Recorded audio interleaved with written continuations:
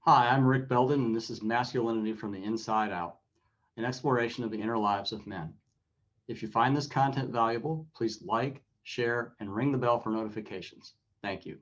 So why do you feel like so often that whenever you work with a man, that he has no conscious awareness that he has a mother wound or a father wound? Why do you think when they find you, their life or their emotions are in shambles, but there's obviously like a wall that they can't get past? Yeah. Well, I mean, for one thing, there are a lot of social prohibitions against um, looking at your parents' behavior, especially as an adult. For one thing, as adults, we're supposed to have sorted everything out at this point. For another thing, we're conditioned that what happened in the past is in the past and it doesn't have any impact or any influence on who we are, how we feel, how we perceive things, how we see our options in the present. And also, it's just generally um, sort of asserted that they did the best they could and they had their own issues and it wasn't that bad.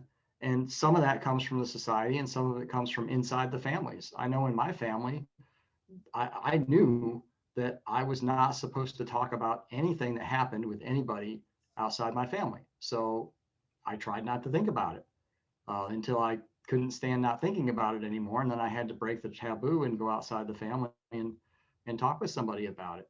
So I think it's a variety of things. It also has to do with the kind of social conditioning that we get as boys, as teenagers, and as men to be tough, to handle our own business, to try to analyze our way through things, and to just sort of carry on and behave as if everything was okay.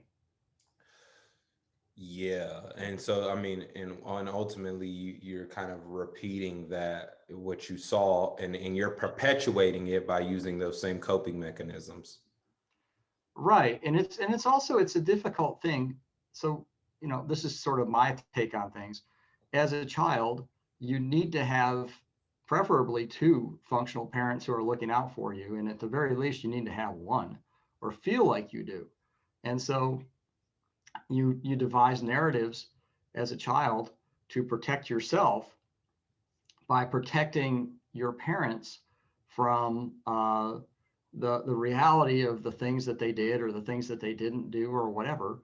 And we tend to carry the beliefs and the decisions and the narratives that we arrive at as children into adulthood. Hmm. Because what reason would we have to revisit all that if everything seems to be working? Hmm. Hmm. Whenever someone is first starts to work with you, obviously there's been this huge realization, like, oh damn, I'm doing a lot to myself or to other people that's put me in suffering. How do you how do you guide a man who has gotten to the point where they're ready to seek the help and they're ready to say, okay, the man that I want to be, I don't have all the tools to become that man. And so they search you out. And in this very beginning stage, there's so much guilt and shaming of the self as they're kind of just breaking into this world of like, oh man, I've been doing a lot wrong. How do you kind of coach someone through that emotional wave? Well, it varies obviously from person to person. Some guys show up and they're just ready to talk. Something has happened that's kind of split them open and they almost can't not talk about it, even if they Hmm. feel like they're not supposed to, even Hmm. if they feel ashamed about it, even if it makes Hmm. them feel inadequate. Yeah. Some of us are more prone to that as men than others. And then other guys are just, um, they know that things aren't working and they know that they're in pain, but it's hard for them to verbalize it, either because they don't have the language, they don't have the concepts. A lot of us just we don't have really reference points that we can access for the things that we're feeling, uh, we don't know how to connect them to experience on the outside in a way that somebody else can understand. Yeah. So, one of this certain things stick with me over the years. So there's this fellow named Robert Bly, who was very important in the men's movement in the late 80s and early 90s in the United States. He had a best-selling book called Iron John. And I went and saw him at a workshop one afternoon. It was a day-long workshop. And one of the things he talked about is that uh, women get frustrated with men because a woman will ask a man, how do you feel? And he doesn't know what to say. And women get frustrated because they think, well, he's holding out on me. He's not telling me. And what Bly said was like, he's not holding out on you. He doesn't know. Not only does he not know what to say or how to say it, he doesn't actually know what he's feeling. And And I've taught so myself. this is part, so the development of the language, and also how do you make contact with what you're feeling in a way that allows you to articulate it, even if it's very rough, even if it's very rudimentary. Because for a lot of men, two things. For a lot of men, even a rudimentary articulation of how they're feeling is tremendous progress. And so people need to be patient with men around this point, because a lot of time people look at a man, it's like, oh God, it takes him 5 minutes to respond and only 2 words come out. It's like, that's like he struck gold for him, And it's Yeah. also important. One of the important stages that I went through, and I've seen this in a lot of men's groups, thankfully to some good facilitators, is it's okay as a man to say, I don't know. That's progress for a lot of men, because that is basically the closest, most accurate approximation that they have to what's going on inside.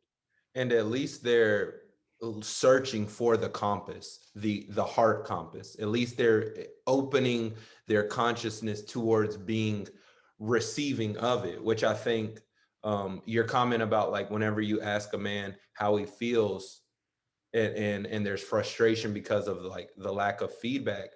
I thought of specifically of like how often whenever someone asks a man, how are you, or how is your day going?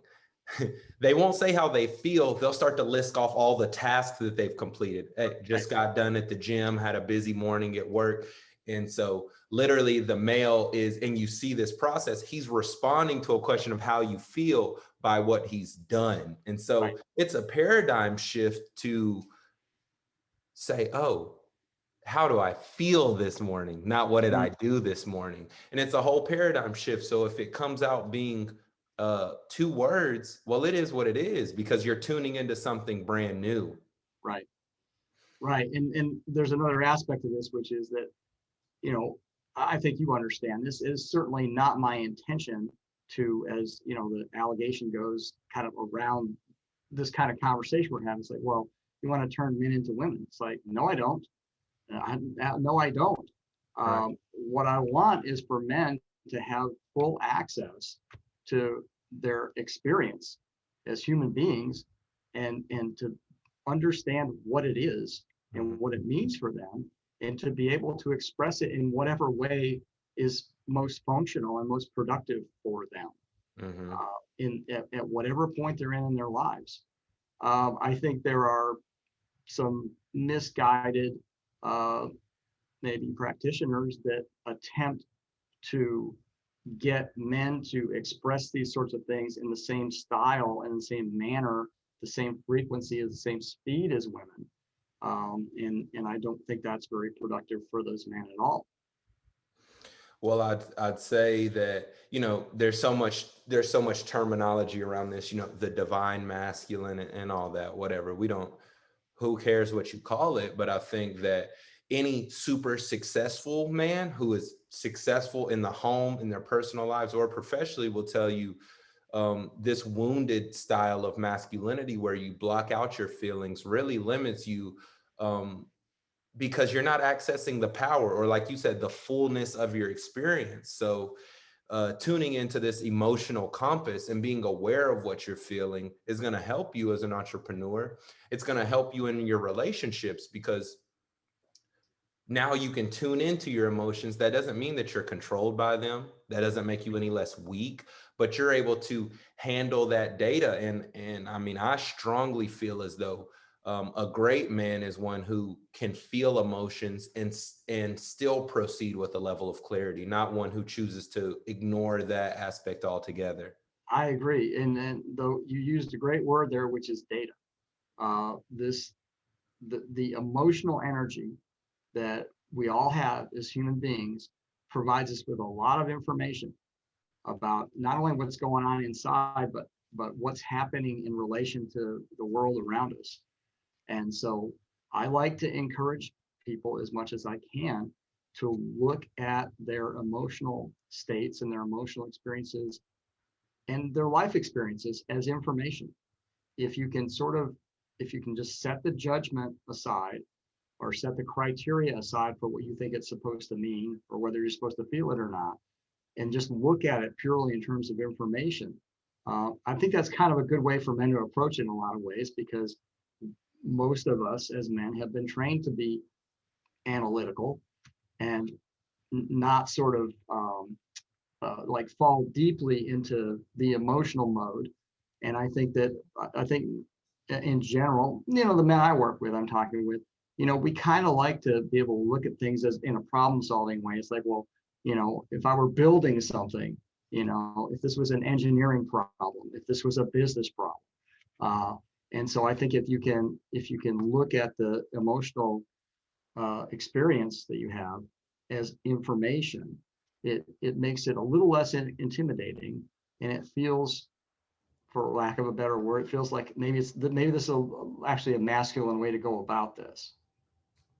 Well, and it's okay. No man in this position needs to push away his masculinity while he's learning to embrace ultimately his feminine energy. It's an integration process, wouldn't you say? I would, and it's just unfortunately we're in this whole linguistic trap that you referenced earlier about Yeah. what's masculine, what's feminine. Some men immediately get turned off by the statement you made, because they're like, well, I don't want any feminine stuff going on with me. And so I think a lot of the time, in my experience, in my practice, with clients and so forth, it's like I don't even use that language, because it's so charged. I think it's useful from a conceptual standpoint and everything else, but for some men, it's just they get sidetracked when they hear that. So Mhm. I use other language instead. And just to we've kind of taken a long way to answer your question from a while back, but I want to add one other aspect to it, like how do men learn how to get in touch with this? Well, we talked about verbalization, where we talked a little bit about like how can we reconceptualize this. And the other thing that's really important is to begin to develop a sense of what's going on in your body and where it's happening and what words can you put to it. So a lot of the time, if a man has a difficult time uh, with specific language to express how he's feeling, he might be able to tell you, well, my stomach feels kind of tense right now, or I feel like there's kind of a fluttering in my chest. And our bodies are just like the most tremendous sources of information about what's going on with us emotionally. And again, I can speak to my experience as being raised as a man, and men that I work with is basically the same. A lot of us are just really, and you're different because you have a background as an athlete. So I'm curious to know how this applies to you, if it does at all. But a lot of men, and I was one of them, and I'm still working on it, were conditioned to look at our bodies as being mechanical objects. There are things that we want our bodies to do. As long as they're doing those things, that's sufficient level of attention. We might work out, we try to eat right, but in terms of pushing ourselves, in terms of like actually paying attention, a lot of men don't pay attention to their bodies till they have a health problem. A lot of men don't pay attention to their bodies till they have several health problems. Mhm. Uh, Mhm. and so what's happening there? It's like, well, somebody's screaming at you in there, basically saying, look, there's a lot of information here that you need. and you're not getting it. So we're just going to raise the level of alarm up to something you can't ignore. And so what's preferable in my experience is, and like Chris, I'm still working on this. I mean, everything we talk about, I'm still working on myself. Yeah. But Me too. to actually be able to, with my male clients, and some female clients too, be able to sort of like go, okay, you got this thing going on. You're telling me this story about something that's troubling you or upsetting you. Where does that resonate in your body right now in this moment? And that's a challenging exercise for a lot of men too, because I know in my case, it's like I had awareness here and I had awareness off camera, in my body, and everything else was just like, I don't know what's going on there. I just know if things are working or not. I feel like for me as an athlete, that was one of my greatest advantages, was learning how to tune into my body. Mm-hmm. And the body keeps the score. Yeah. There's so much things, the subconscious, the fascia within our Oh, body yeah. hold. Explain what that is for people that don't know. So the fascia is what connects all of your muscle and bone together. You could kind of look at it as like an interconnected web, a Mm-hmm. network that pretty much holds the structure in your body together, and it keeps score. As thoughts pass through you, as emotions pass through you, as food passes through you, these things either do or don't move through you in a natural process. And so the things that you're feeling, thinking, believing, as they create the world around you in your body, you have so many processes going on, 95 to 99% of which we have no idea of as they're happening. And so whenever a male opens himself up to beginning to tune into his emotions or feel what's going on in his body, he's tapping into an entire new world. And I think like a big paradigm shift for me in this field is understanding that we're not healing or helping men who are broken heal themselves. We're helping men who want to see a full expression in their life tap into so much more dormant power that they have inside themselves. Yes. It Yes. amplifies your life whenever you tune into your emotions, because you can make decisions with the new data at such a higher level. And I think there's so many exercises, there is no one specific order that they have to come in, whether it is tuning into your body with negative emotion. Another one is just being ultra present whenever you're training, whenever you're doing your physical fitness. Like if you're doing bicep curls, feel the bicep contract. Right. Feel it. That does more than you realize, when you're walking, feel the ground. Just these small little things. I mean, there's millions. Yeah, that's so perfect, because I had a pretty serious health issue 4 years ago. I had a broken back. I had 10 fractured vertebrae, and I'm still in rehab. I'm doing well, but I'm still in rehab. Yeah, wow. And that has been such a big part. There's the manual therapy part, the hands-on part, but these people are so excellent, and I have had like a thorough re-education in terms of my relationship with my body, because I found out it's like, well, my left glute doesn't do anything. It just doesn't fire, because it's like, do this. And it's like, okay, I can do it on the right side. The left side, it's like, there's no strength there. I don't have any sort of connection with, in other words, can I get it to do that? It's like, I don't even know what you're asking me. And so that sort of awareness that you just talked about, that sort of body awareness, that sort of in the moment, in real time body awareness, where you actually focus in. Like, I didn't know that I could move my shoulder blades.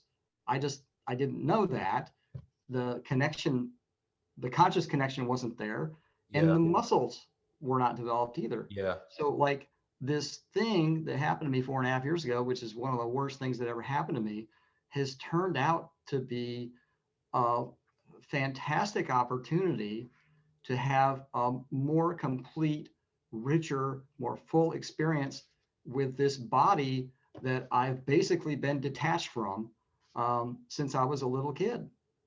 And it goes across the board. And some guys may not like to hear this, but you can literally see the yin and yang within everything that you do. And so you're the act to go to the gym, that is a linear objective decision. This is what I'm going to do. That comes from the masculine part within you. Feeling the workout is the same cultivation that we talk to. And there's guys who have been going to the cultivation of the feminine energy, connecting to that. And if you don't like that word, connecting to the emotion. And this is it's all connected. And I think within myself, and many guys can probably relate to this, there's been a point in our life where things that used to make us feel good no longer feel anything. I would go fishing, but catching fish didn't feel fun. I would run the miles, but I couldn't even feel the air coming in. I couldn't feel it, sexually, having sex, but not feeling that heart connection, that elevated heart rate, that oneness, and all of those things. And these are all this is all kind of that same thing where you've cut yourself off from that other source. Yes. Yeah. And so I feel lucky now. I wish I could have moved into the kind of experience I'm having physically now that I've never had before without the horrible ordeal that drove me into Yeah. it. Yeah. I'm thankful for that. In a way, you understand, Mm-hmm. because it opened me up to a whole realm of experience physically that I just wasn't going to have Yeah. otherwise. And the other thing that I would throw in here too is that I think it's useful when you're working out, when you're doing physical exercise or whatever your mode of that kind of self-care is, to pay attention to the kind of messages you're hearing from yourself while you're doing it. Because for some of us, it's just like, it's got to be more. It's got to be more. It's got to be more. You got to drive hard, no matter how you're feeling. And I could tell you, you probably would agree with this. Like, you're not the same physically every single day, in terms of your capacities, in terms of your access, in terms of your sort of connection with what you're doing. And so, Yeah. if you have a singular sort of drive, no matter what, um, that can work for a while, might work for a long while, but especially as you get older, it becomes necessary to sort of interrogate that a bit. Yeah. I mean, yeah, I think you're touching on like a gold mine right now, which is like, I mean, so well, I mean, a little bit of backstory. No pun intended. My Right. back injuries are what led me deeper into my like realization of self as well. I mean, not 10, not a broken back with 10. Is it 10 fracture And vertebrae? yeah, yeah. Man. Whew. But no, not to that extreme, but two blown discs, two disc surgeries, and back pain from 12 to 26. And my the moment where things really changed for me 2 years ago was whenever I realized, even in my force of I'm not going to let these back injuries control me, I'm going to train, I'm still going to be fit. I had a true paradigm shift whenever the moment came, and I was like, okay, pat on the back for battling these injuries and not letting them take away your activity, but listen to what your back wants. You're still in pain, and you've been in pain for so long. What is your back trying to tell you? And my back, once I was ready to listen, said, thank you for all the core work. Thank you for all the hamstring and glute stretching and strengthening that all of the physicians recommended. But now that you're ready to listen to me, I want to be breathed into. I want you to feel into this pain. I want you to move with simple, gentle movement, and I want you to hear and feel what I'm trying to say back to you. And this didn't mean I stopped working out aggressively. It just meant that if I went into the gym and I started training and my back was saying, no, no, no, I wasn't saying, yeah, because I know what's good for you. I said, well, what type of movement do you need? And I started to, and this is 4 or 5 years of running my own fitness company and everything. And was just beginning to learn how to train intuitively and say, well, what does the body need? And as soon as I started doing that, more mobility, less back pain, sciatic nerve healed, foot drop went away. All of these symptoms that, although I was physically fit, I was still feeling pretty rough. And I think that, 60% of Americans have back pain. So at least 60% of the men who watch this are going to know that instead of either complaining about the back pain or willpowering and forcing yourself through the back pain, listen to it. And that's a big exercise in itself. It is, and it'll that will ripple through into the other areas of your life, not just in terms of being able to get information from your body, but in terms of sort of having a different attitude. Yeah.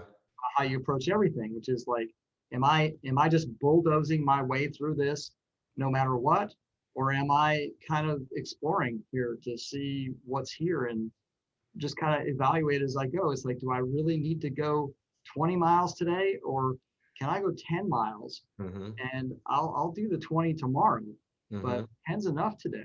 And then what do you get when you make that decision? It's like, well, you have some other experience that you wouldn't have if you just drove yourself for a full 20 miles when your body's just not really there for that in one day. So the other thing that I do want to talk about in terms of self-talk, under these kind of, when you're doing activities, and this is something you and I are going to talk about much more, many times, I think probably in the future, because it's such a huge thing that comes up with everybody that comes to me that we work on. And that is the idea of the inner critic, which is something a lot of people have heard about. Just the sort of like the shortest possible kind of explanation is it's that nagging voice in your mind that is critical, is judgmental, is pushing you relentlessly, tells you you're not good enough, tells you you're not smart enough, says, who do you think you are? You're lazy, all the negative things that you hear. And so for me, you and I are kind of, I think, on opposite ends of the spectrum in terms of capability to learn physical things. Like for me, I was the kid that was just standing there mystified when in gym class the first time we did anything. I didn't know what we were doing. Yeah. Someone throw me the football and hit me right in the face because I was like, I don't know what's happening. Like I'm of a generation where like there was 1 or 2 weeks in the winter time, and I was up in the Northeast, so you could go outside, and we had square dancing 1 or 2 weeks in the winter. Horrifying. Like I had no idea what anybody was doing. I would just stand there and stare and just go, I don't know how, I don't know what this is, So for me, and I came to school for recess. That's why I came. Like, let's go. And that's why I said we're on opposite ends of the spectrum. So so yeah, some of this is kind of funny stories, but also there was a lot of trauma around that because coaches would be just incredibly impatient with me. And, I got basically beat up by a coach one time because I didn't catch a baseball. My father was the same way. So I experienced a lot of trauma around the fact that I was a slow learner. And when it came to physical activities, now that didn't stop me. I did stuff anyway, but I just had to put a lot more time and effort into learning it. And typically, so for example, I played soccer in high school. Well, I had to decide, I tried all the different positions and I finally picked one where it's like, this is the one position that I can play. So I'm going to work really hard at getting good at this position. I went out for track and field and I was too slow for any kind of a sprint. I didn't have the endurance for anything long. The hurdles were a complete mystery. It's just like, I don't know what's going on there. So I was a middle of the pack half miler, and I was very happy with that. So I've always had to approach any kind of physicality that involves movement with patience for myself. And so with all the physical therapy, that inner critic comes up in me all the time, like almost every time that I go, especially if I'm having a day where I'm kind of in an off mood or something's upset me a little bit. I start doing my exercises, and here it comes. You should just quit. You don't know what you're doing. You're going to do this wrong. You're going to get hurt. Everybody sees that you don't know what you're doing. And so that's a different kind of messaging that comes up for some of us. So for some people, for example, if somebody's got a weight issue, they might not even go to the gym because that voice starts in saying, right, all the negative things about being overweight. Everybody's going to see you. Look how, and the other one's like, everybody else knows what they're doing. You don't know what you're doing. You should just quit. Mm-hmm. You can, and for those watching this, if you want to watch this inner critic happen real time, all you need to do is take our last two dialogues and put them together. So listen to your back. In the day that your back or your knee or whatever, your shoulder feels like shit, watch as you listen to your body and say, okay, I'm still going to train, but I'm going to do something else today. Rather than push through it, I'm going to treat my body with a little bit more care and do something restorative. Watch how one part of yourself, as soon as you say to that decision, another part of yourself is going to come in and start screaming at you, oh, you're getting soft. Oh, here you go. And you can literally, Rick here, as he describes the inner critic, that's what it is. You'll literally see yourself split into this side that knows a different way could be good for you, and this other part is going to try to resist it with all that it has. This is what we call the inner critic, which if you continue tuning into this, we're going to have plenty of talk about that. Yeah, we absolutely are. And it's very interesting for you and I to talk about this specific issue, because as I said, you're on one end of the spectrum when it comes to athletic capability and understanding and so forth, movement. I'm on the other end, and I've got my version of that inner critic, and you've got your own version, which is because you were in a high performance mode, you've got the high performance version of the inner critic. I've got the you have no business even trying to do this version. Yeah. And so I think both of those perspectives are really great to like fully dissect, because there's going to be so many people on either side of that spectrum. And on that note, guys, that'll be where we start next week. Okay. All right. Great conversation. Thanks, Chris. What's up? This is Chris Wilson. Thank you so much for checking out the content, and I hope you found value within it. If you did, please like, subscribe, and share, as it helps the channel grow and helps me continue my work of seeking deeper truths and sharing it with the world.